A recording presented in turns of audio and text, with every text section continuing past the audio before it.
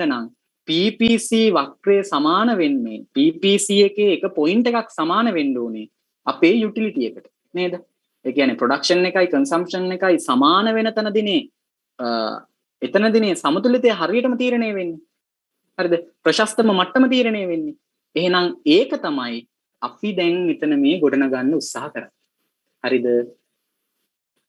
Production එකේදී ඔයා දන්නවා අපි ගොඩනගාගත්ත සමීකරණයක් මොකද්ද? MRT සමානයි හරිද? MRT සමාන මේ කියන්නේ අපි එතනදී ගත්ත MRT එකනේ. එහෙනම් මතක තියාගන්න. මෙතනදී මොකද්ද වෙන්න ඕනේ? MRT එක MRS වලට සමාන වෙන්න ඕනේ. හරිද? එතකොට තමයි මෙතන අර ඉක්විලිබ්‍රියම් එක ප්‍රශස්ත මට්ටම තීරණය කරගන්න පුළුවන්. ප්‍රොඩක්ෂන් එකයි කන්සම්ප්ෂන් එකයි සමාන වෙන තැන තමයි ඒක තීරණය වෙන්නේ. එහෙනම් ඔයා දන්නවා ප්‍රොඩක්ෂන් එක මෙතනදී අපි හොයාගත්ත මේ MRT එකෙන්. හරිද? ඒ කියන්නේ MRT එක තමයි අපි මෙතනදී හොයාගත්තේ. එහෙනම් MRT එක සමාන වෙන්න ඕනේ MRS වලට. හරිද? ඒක තමයි මෙතනදී වෙන්න ඕනේ මේ මොකද්ද? මේ කන්ඩිෂන් එක වෙන්න ඕනේ. MRT සමානයි MRS කියන. හරිද? එහෙනම් අපි දැන් මොකද කරන්නේ? ඕක ওই විදිහට පෙන්වන්නයි සූදානම් වෙන්නේ. මේ තියෙන්නේ. ඔයා මේ වෙනකොට කන්සම්ප්ෂන් එකට අදාළ ඉක්විලිබ්‍රියම් එක අරන් තියෙනවා MRS සමානයි PX over PY කියන එක. දැන් MRS කියන එකනේ mu x බෙදීම MUy කියලා කියන්නේ. එතකොට අපිට MRS ලිව්වහම අය mu x බෙදීම MUy ලියන්න අවශ්‍ය නැහැ. හරිද? එහෙනම් අපිට ලියන්න පුළුවන් MRS සමානයි PX over PY කියන. හරිද? මේ තියෙන්නේ MRS සමානයි PX over PY. හරිද? ඒක සමාන වෙනවා මොකටද? MRT වලට. මෙන්න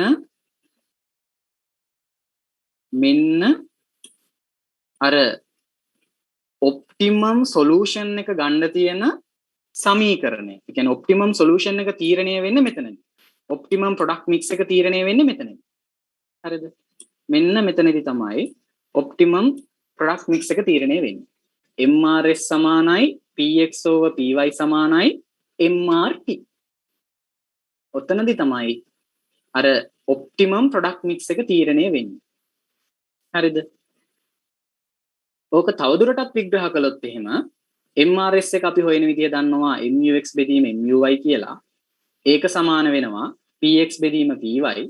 ඊට පස්සේ MRT කියන්නේ ඒක අපි දන්නව හොයන විදිහ MCX බෙදීම MCy කියලා. හරිද? එහෙනම් අපිට කියන්න පුළුවන් කොහොමද? MUX බෙදීම MUy සමානයි PX බෙදීම PY සමානයි MCX බෙදීම MCy කියලා. හරිද? මේක තවදුරටත් ඩිෆයින් මේ තවත් විස්තර කරපු එක තමයි මෙතන කළේ. MRS හොයන විදිහ පෙන්නුවා MRT එක හොයන විදිහ පෙන්නුවා. ඒක තමයි මේ තියෙන්නේ. MUX බෙදීම MUy සමානයි PX බෙදීම PY සමානයි MCX බෙදීම MCy. හරිද? එහෙනම් මතක තියාගන්න මෙන්න මේ අපි තවදුරටත් විස්තර කළා නේද එකක්. මෙන්න මේකට අපි කියනවා highly optimum equation කියලා. මතක තියාගන්න එක highly optimum equation කියලා තමයි අපි මේකට කියන්නේ. මතක තියාගන්න. එහෙම නැත්නම් අපි ඒකට කියනවා efficient product equation කියලා කියනවා. ඔය දෙකම කියනවා. highly optimum equation කියලා කියනවා. අනිත් එක තමයි efficient product equation කියලා කියනවා. ඔන්න ඔය ටික ලියා ගන්න ඔයාලා. මේවා නම් මතක තියාගන්න වීවාලක. හරිද? එතකොට මෙතනදී මේ අපි මේ තීරණය කරේ මෙන්න මේ අපි නිෂ්පාදනය කරන්න ඕන ප්‍රශස්තම ප්‍රොඩක්ට් මික්ස් එක මොකක්ද කියන එක තීරණය කරන්න තමයි ගියේ. එතනදී අපි කරේ ප්‍රොඩක්ෂන් එක සමාන කරා කන්සම්ප්ෂන් එකට. එතනදී ඔයා දන්නවා කන්සම්ප්ෂන් එකේ අපි ඉක්විලිබ්‍රියම් එක කරන් තියෙනවා MRS සමානයි PX over PY කියලා. ඊට පස්සේ අපි මේ වෙනකොට ප්‍රොඩක්ෂන් එකට අදාළව හොයාගත්ත MRT කියන එක.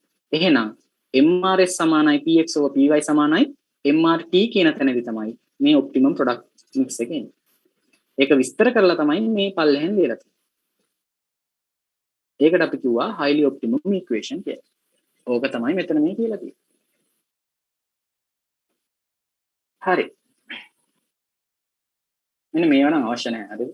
මේවා මේ ඔයාලට ඔය කැපිටල් මේ මොකද්ද? ඔයාලගේ ස්ට්‍රක්චර්ස් තියෙන්නේ මොනවද? Market structures. අන්න එතනදී මේවා කතා කරන්නේ. හරි. ඊට පස්සේ අපි යනවා ඔය දැන් අපි සමීකරණ වලින් පෙන්නපු කතන්දරේ graph එකක් විදිහට අඳින්න. හරිද? ප්‍රස්ථාරයක පෙන්වන්න තමයි මේ හදන්නේ.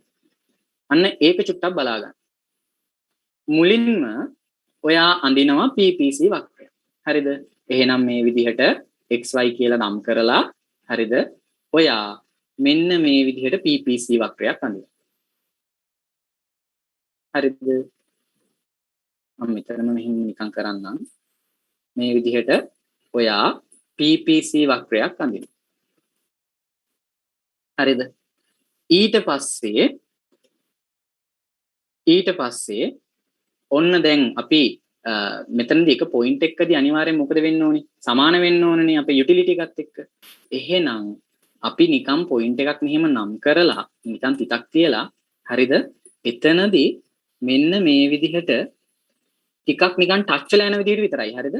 ටච් වෙලා යන විදිහට IC කර්ව් එක අඳිනවා. මේක ලියන්න IC කර්ව් කියලා. හරිද? IC කර්ව් එක අඳිනවා.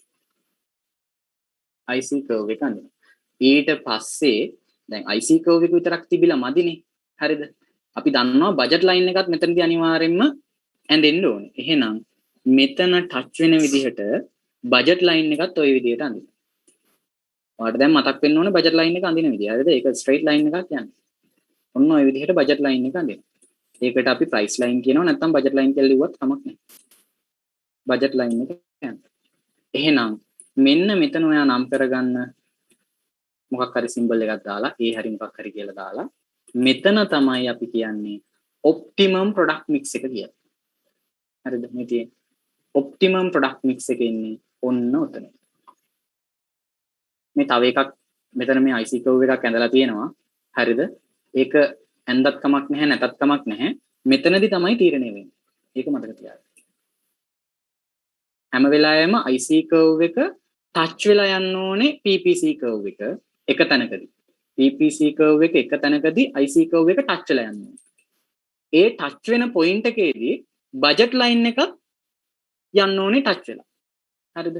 එතකොට තමයි අපි කියන්නේ එතන ඔප්ටිමම් ප්‍රොඩක්ට් මික්ස් එකක් තියෙනවා කියලා. ඕක ඇඳගන්න. ඔප්ටිමම් ප්‍රොඩක්ට් මික්ස් එහෙම නැත්නම් ටැන්ජන්ට් ප්‍රොඩක්ට් මික්ස් කියලා කියනවා. ඕක හරි කමක් නැහැ. දෙකම ලියා ගන්නවා. මෙතන තමයි එන්නේ ඔප්ටිමම් ප්‍රොඩක්ට් මික්ස් එක.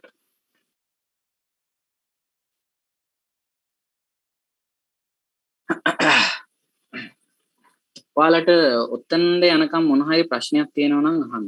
ගෲප් එක මම චුට්ටක් බලන්නම් දාලා තියෙනවා කියලා.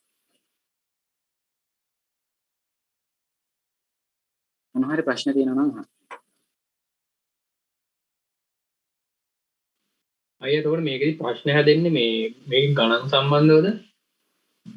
ගොඩක් වෙලාවට මල්ලි මෙහෙමයි ගණන් නෙමෙයි. ඔයාලට එන්නේ මේ සාමාන්‍යයෙන් මෙන්න මේක විස්තර කරන්න කියලා සමහර වෙලාවට එයි. ඒ කියන්නේ ග්‍රාෆ් එක ඇඳලා මේක මේ ඉක්ලිබ්‍රියම් එක කොහොමද හැදෙන්නේ කියන එක. අන්න ඔය වගේ ප්‍රශ්නයක් තමයි එන්නේ. ඊ ඇරෙන්න නම් එන්නේ නැහැ. ඇත්තටම කිව්වොත් එහෙම මල්ලි මේ කොටසෙන් නෙමෙයි ඔයාලට මේ පාඩමට අදාළව ප්‍රශ්න ගොඩක් ඇවිල්ලා තියෙන්නේ.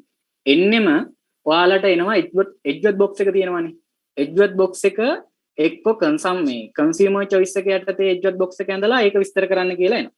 එහෙම නැත්නම් අර ප්‍රොඩක්ෂන් එකේදී එජ්වර්ත් බොක්ස් එක ඇඳලා ඒක විස්තර කරන්න කියලා එනවා. හරිද? ඊට පස්සේ තව අපි පල්ලෙහැටි කතා කරනවා වර්ලොස් ලෝ කියලා එකක්. අන්න ඒක අහනවා ගොඩක් වෙලාවට. හරිද? ඔය වගේ පොඩි පොඩි කතන්දර ටිකක් විතරයි අහලා තියෙන්නේ. අර මේකෙන් අහන්න ආවොත් ප්‍රශ්නයක් අහන්න තියෙන්නේ මෙන්න මේක ඇඳලා විස්තර කරන්න කියලා තමයි. කොහොමද අවුට්පුට් එකකදී මේ එතන අර ඔප්ටිමම් ප්‍රොඩක්ට් මික්ස් එක තීරණය වෙන්නේ. අන්න ඒ වගේ ප්‍රශ්නයක් තමයි අහුවොත් අහන්නේ. Thank you.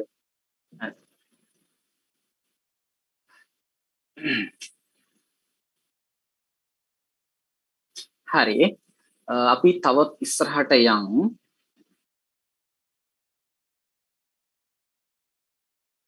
මෙන්න මෙතනදී ඔයාලා තව එකක් මතක තියාගන්න ඕන දෙයක් තමයි මේ අපේ එක්ස්ට්‍රා කොස්ට් එක හැම වෙලාවෙම එක්ස්ට්‍රා යුටිලිටි එකට සමාන වෙනවා කියන්නේ. හරිද? එක්ස්ට්‍රා කොස්ට් එක එක්ස්ට්‍රා යුටිලිටි එකට සමාන වෙනවා කියන්නේ. ඒක සමාන වෙනවා කියන එක ඔයාලට මතක තියාගන්න දෙයක්වත් නැහැ. ඒකට හේතුව තමයි හරිද? ඒකට හේතුව තමයි ඔයා මේ වෙනකොට මෙන්න මේ සමීකරණය දන්නවා. හරිද? මෙන්න මේ සමීකරණය දන්නවා. බලන්නකෝ. MUX එක බෙදීම MUY සමානයි PX / PY. ඒක සමාන වෙනවා මොකටද? MCX බෙදීම MCY වලට. එහෙනම් ඔටෝමැටිකලි ඔයාලට පේනවා MUX බෙදීම MUY සමාන වෙනවා MCX බෙදීම MCY වලට. එහෙනම් ඒ කියන්නේ එක්ස්ට්‍රා කොස්ට් එක සමාන වෙනවා ඔයාගේ එක්ස්ට්‍රා යුටිලිටි එකට. හරිද? ඔයා අතිරේකව උපයෝජනය කරන, ඒ කියන්නේ අතිරේකව මොන හරි එකක් බෙනිෆිට් එකක් ගන්නවා නම් යුටිලිටි එක අතිරේකව උපයෝජනය කරන හැම ඒකකයකටම ඔයා අතිරේක කොස්ට් එකක් ගෙවනවා කියන එක තමයි මෙතනින් මේ අදහස් කරලා තියෙන්නේ. හරිද? Extra utility. ඔයා උපයෝජනය කරන එක්ස්ට්‍රා යුටිලිටි එකට අනිවාර්යෙන්ම එක්ස්ට්‍රා කොස්ට් එකක් ගෙවනවා. මේක තමයි මේකේ සරල අදහස. ඒකත් මතක තියාගන්න. මේකත් ලියාගන්න. extra cost equal extra utility. ඒක අපි දන්නවා MUX බෙදීම MUY සමානයි MCX බෙදීම MCY. එහෙනම් marginal utility එක සමාන වෙනවා marginal cost එකට. ඒක ලියාගන්න.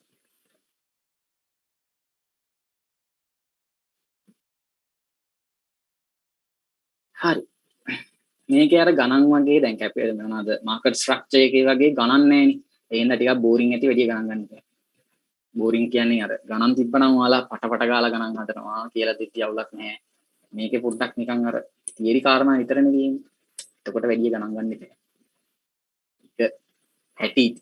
හරි. ඔන්න අපි දැන් ඔය ඔච්චර දැන් පෙරේදා අපි කරේ නේද?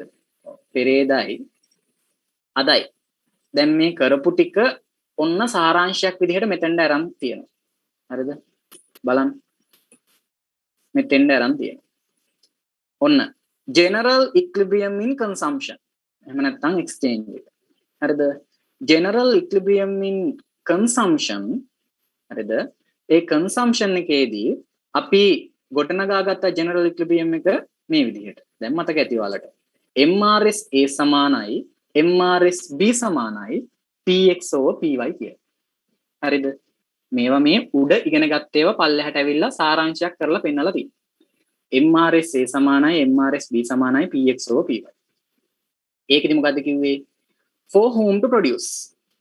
මම ඔයාලට කිව්වනේ අර 3 major problems වලින් මේ consumption එක යටතේ අපි solve කරන්නේ මොකද්ද? For whom to produce. හරිද? කා සඳහා නිෂ්පාදනය කරනවාද කියන්නේ. ඒ කියන්නේ තවත් විදිහකට කියනවා නම් allocation of goods කියන එකනේ. ඒ කියන්නේ නිෂ්පාදනය බෙදා හැරීම කියන එකනේ ඔය කරන්නේ. හරිද? ඔන්න ඒක. ඊළඟට general equilibrium in production. ඊළඟට අපි කතා කරේ production එකනේ. එහෙම නැත්නම් අපි කිව්වා inputs එක කියලා.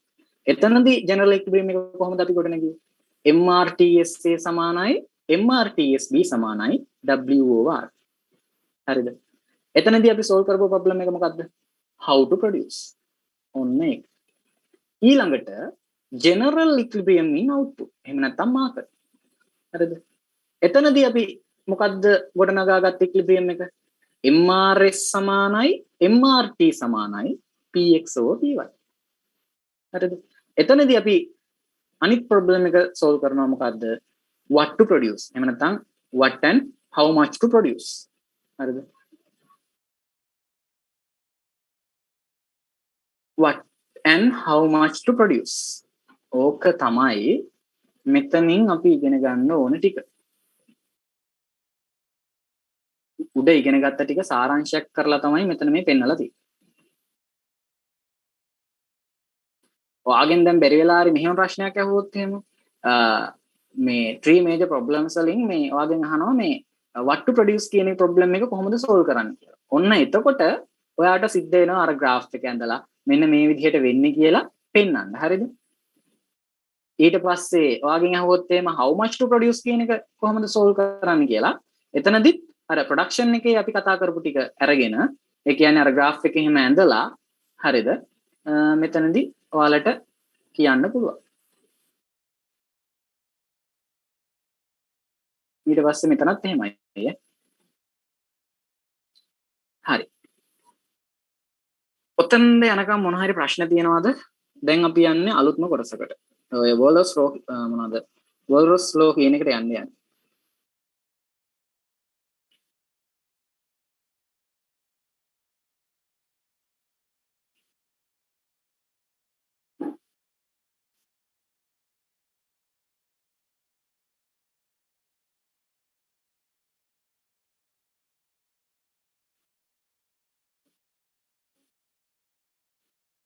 හරි.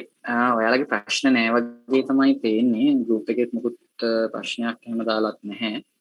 මම එහෙනම් යනවා ඉස්සරහට. හරිද? බලන්නකෝ. වර්ල්ඩ් ලෝ මේක ගොඩක් වෙලාවට අහන ප්‍රශ්නයක්. හරිද? වර්ල්ඩ් ලෝ කියන එකේ දැන් මෙතන ඇත්තටම මේ නිර්වචනය ඩෙෆිනිෂන් එකක් දීලා නැහැනේ. මම ඔයාලට ඩෙෆිනිෂන් එකක් දෙන්නම්. ඔයාලා ඒක පාඩම් කරගන්න. ඔයාලගේ ප්‍රශ්නය අහුවොත් එහෙම මේ වර්ල්ඩ් ලෝ කියන එකෙන් මොකද්ද අදහස් කරන්නේ කියන එක ඔයා මම මේ කියන එක ලියන්න. හරිද? ඊට පස්සේ මේකේ තියෙන මේ එක්සැම්පල් දෙකකුත් හරි එකක් හරි ලියලා සම්පූර්ණ උත්තරයක් දෙන්න පුළුවන්. හරි. හැමෝම දැන් ලියා ගන්න වර්ල්ඩ් ලෝ කියලා. ඊට පස්සේ මම දැන් මේ කියන ඩෙෆිනිෂන් එක ලියන්න. ඊට පස්සේ මම ඔයාලට විස්තර කරන්නම්.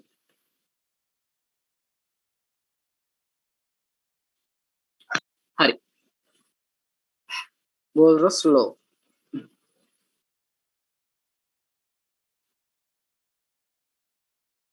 ලියා ගන්න. Walras law is an economic theory. Walras law is an economic theory which states that the existence of excess supply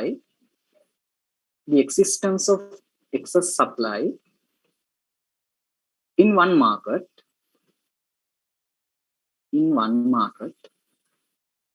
must be matched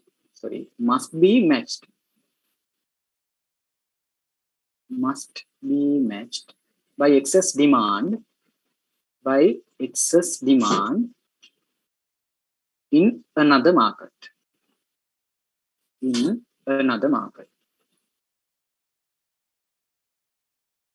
So that both factors are balanced out.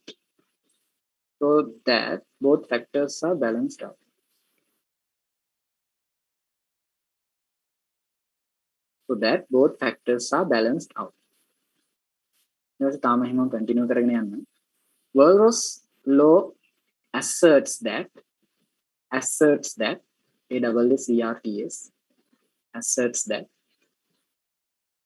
an examined market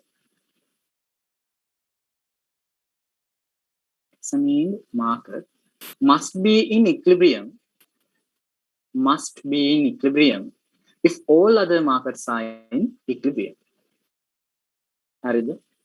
If all other markets are in equilibrium. ඔය වගේ මේකක් දුන්නාම ප්‍රමාණවත් වෙනවා. මේකෙන් කියන්නේ දැන් මේ වර්ල්ඩ් ලෝ එකේදී කියන්නේ සරලවම කියන්නේ මෙහෙමයි. හරිද?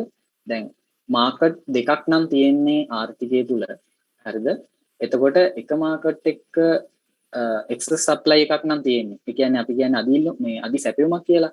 එක මාකට් එක තියෙනවා එක්සස් සප්ලයි එකක්. එහෙනම් අනිවාර්යෙන්ම අනිත් මාකට් එකේ එක්සස් ඩිමාන්ඩ් එකක් තියෙන්න ඕන.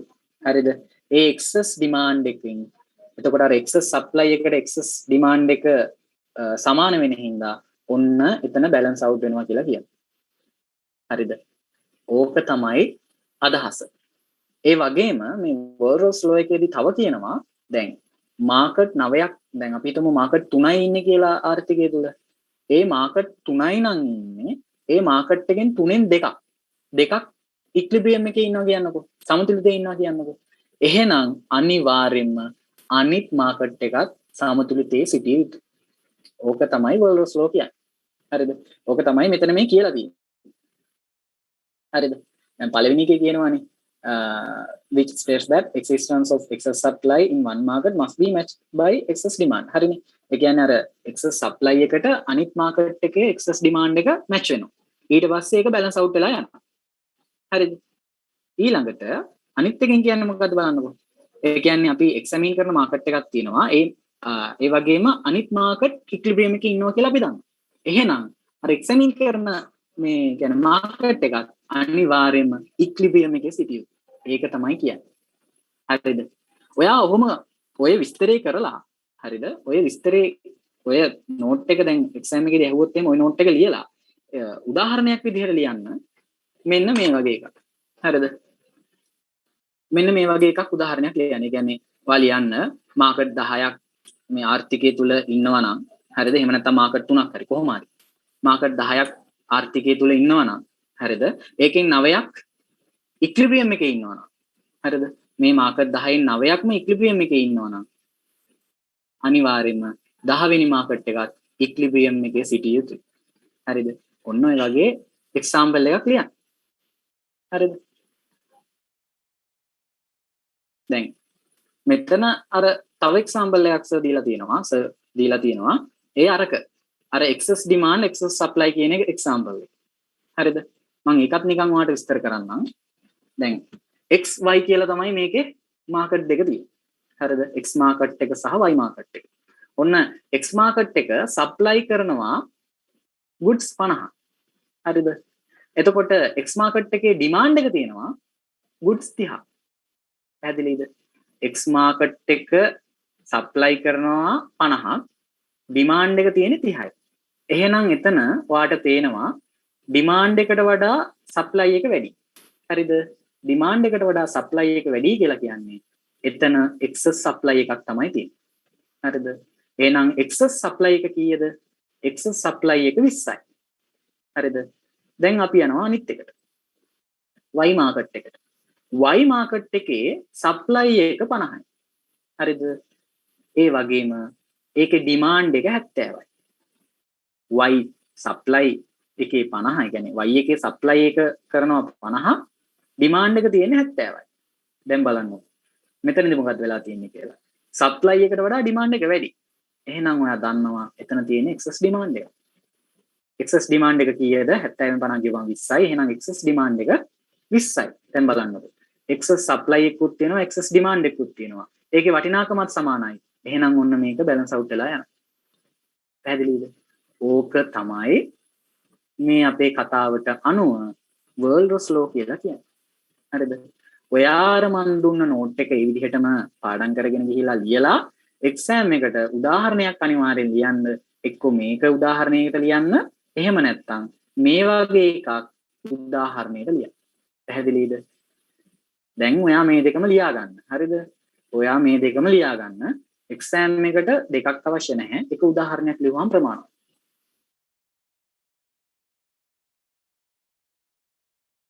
අයියර නෝට් එක පොඩ්ඩක් ආයෙ කියනවා ඩිෆිනිෂන් එක.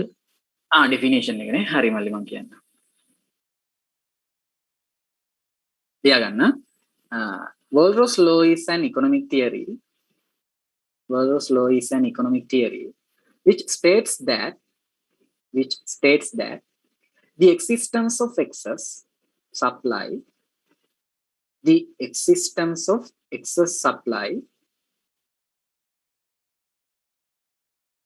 in one market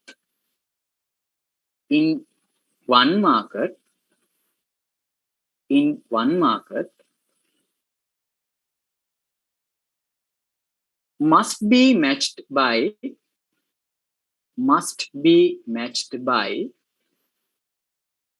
excess demand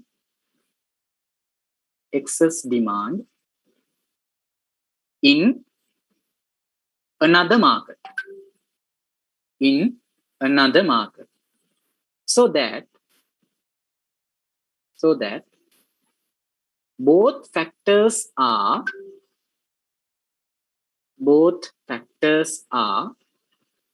balanced out.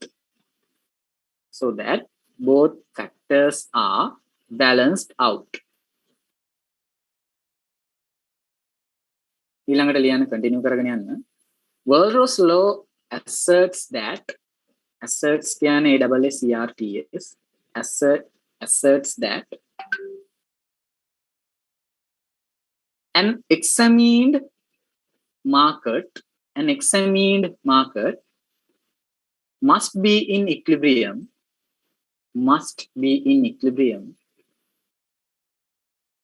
if all other markets are in equilibrium. If all other markets are in equilibrium.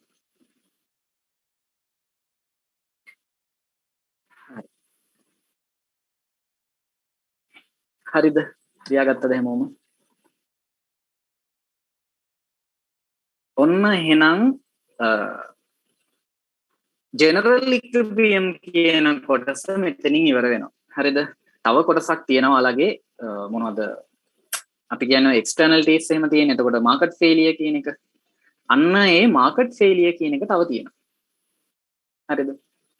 දැන් ඒකටත් තව වෙලාව යන හින්දා මේ දැන් තව කොහොමත් පැය දෙකක්වත් කරන්න වෙයි. හරිද? ඒ හින්දා මම දැන් ඔයාලට ඉන්ටර්වල් එකක් දෙන්නම්. හරිද? ඊට පස්සේ ඇතිනේ අපි විනාඩි 10කින් ආයෙ පටන් ගමු. දැනට මෙතනින් කරපු ඒ වගේ මොන හරි ප්‍රශ්නයක් තියෙනවා නම් ඔයාලා අහන්න. එහෙම නැත්නම් අපි ඉන්ටර්වල් එක අරගෙන ආය දැන් 10යි 2යි. එතකොට 10 කාලෙට මෙන්නකො. 10 කාලෙට ඇවිල්ලා ඊටු ටික අපි කරමු. මොන හරි ප්‍රශ්න තියෙන කට්ටිය ඉන්නවා නම් එක්කෝ දැන් මැසේජ් නම් දාන්න බැහැනේ මේ ඩිසේබල් කරන දෙන්නේ. මේ එක්කෝ ඔයාලා කතා කරලා අහන්න නැත්නම් ගෲප් එකට දාන්න. අයියේ ඕනනම් MRT එකයි MRTS එකයි දෙකම එකක්ද නැත්නම් වෙනස මොකක්ද? MRT එකයි MRS එකයිද?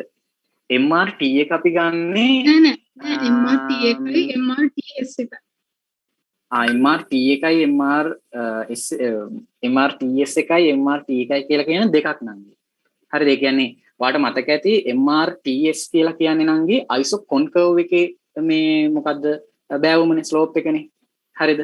එතකොට MRT කියලා කියන්නේ MRT ඒ කියන්නේ marginal rate of transformation කියලා කියන්නේ ඒක ඇවිල්ලා මේ අපි හොයන්නේ මොකද්ද මේ සරලම කතන්දරය ගත්තොත් එහෙම ඒක ඇවිල්ලා හරියට ගත්තොත් එහෙම මේ මොකද්ද අපේ PPC වක්‍රයේ ස්ලෝප් එක වගේනේ. අන්න ඒක තමයි වෙනස තියෙන්නේ.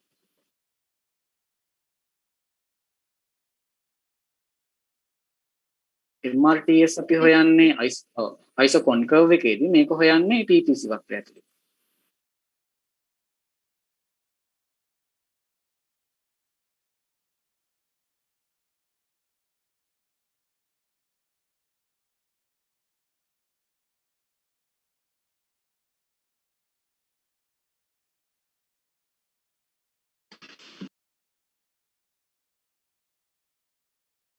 අනිත් එක මතක තියාගන්න මේ MRTS එක කියන එක සම්බන්ධ වෙන්නේ ඉන්පුට් වලදී. හරිද? නංගි MRTS කියන එක සම්බන්ධ වෙන්නේ ඉන්පුට් වලදී. හරිද? එතකොට MRT කියන එක සම්බන්ධ වෙන්නේ අවුට්පුට් එකේදී. කියන්නේ අපි නිෂ්පාදනය කරලා ඉවරයි ඒක මේ අවුට්පුට් එකේදී තමයි ඒක තීරණය වෙන්නේ. MRT කියන්නේ. හරියි thank you. හරි. අයියේ ඕනනම් reverse flow කියන එකේ first example එකයි පොඩ්ඩක් explain කරන්න පුළුවන්ද? ඒක කියන්නේ අන්තිම line එකේ තිබුණේ equilibrium කියලා. වහන එක්සාම්පල් එක කියන්නේ මේකද මේ මම මේකේ මේ නෝට් එකේ තියෙන එක්සාම්පල් දෙකද වහන්නේ නංගි? ඒකද? හරි උඩේ ඒකනේ. හරි මෙහෙමයි නංගි. මේකෙන් කියන්නේ දැන් අර ඔයාලට දැන් මම නෝට් එකක් දුන්නානේ. එතකොට මේක එක්සාම්පල් එකෙන් කියන්නේ දැන් අපි හිතන්නකෝ ඔයාලා මාකට් 10ක් දැන් මේක තියෙන එක හරියද? මාකට් 10යි තියෙන්නේ කියලා මේ ඉකොනොමි එකේ. හරියද? ඉකොනොමි එකේ මාකට් 10යි නම් තියෙන්නේ. ඒකෙන් 9ක් අපි දන්නවා ඉක්ලිබ්‍රියම් කියලා. ඒ කියන්නේ ඒ 9ක් අනිවාර්ය මේ ඉක්ලිබ්‍රියම් එකේ ඉන්නවා කියලා අපි දන්නවා. හරිද? එහෙනම් මේ වර්ල්ඩ්ස් ලෝ එකට අනුව අනිවාර්යෙන්ම 10 වෙනි මාකට් එක ඉක්ලිබ්‍රියම් එකේ සිටිය යුතුයි. අන්න ඒක තමයි මේකෙන් කියන්නේ. පැහැදිලිද? මාකට් 10ක් නම් තියෙන්නේ ඒකෙන් 9ක්ම ඉක්ලිබ්‍රියම් නම් අනිවාර්යයෙන්ම ඉතුරු එකක් ඉක්ලිබියම් එකේ සිටිය යුතුයි කියන එක තමයි මේ වර්ලර්ස් ලෝ එකෙන් කියන්නේ. ඒක තමයි මෙතන මේ කියලා තියෙන්නේ මේ 10th market is also in equilibrium කියලා තමයි එන්නේ. මතක තියාගන්න 10ක් තිබුණොත් 9ක් ඉක්ලිබියම් වෙන්න ඕනේ. හරිද? දැන් 3ක් තිබුණොත් 2ක් ඉක්ලිබියම් වුණාම තමයි අපිට කියන්න පුළුවන් අනිත් එකත් අනිවාර්යයෙන්ම ඉක්ලිබියම් එකේ ඉන්නවා කියන්නේ.